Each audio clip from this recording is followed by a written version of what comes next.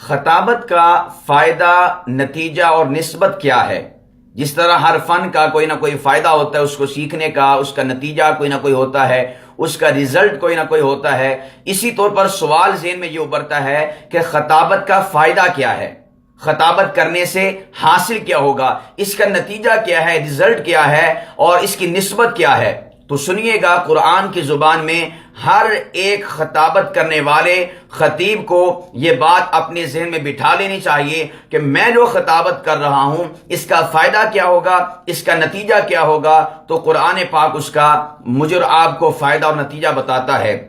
سورہ ہود آیت نمبر 88 میں پروردگار نے حضرت شعیب علیہ السلام کا قول، جو کہ خطیب الانبیاء تھے، اپنی قوم سے نقل کیا، جو انہوں نے کلام کرتے ہوئے کہا تھا۔ اللہ پاک فرماتے ہیں ان اريد الا الاصلاح ما استطعت، کہ شعیب علیہ السلام نے اپنی قوم سے کہا تھا کہ اے میری قوم کے لوگوں، میں تو فقط اس بات کا ارادہ رکھتا ہوں اپنی ہمت اور استطاعت کے مطابق کہ آپ کی اصلاح کر سکوں۔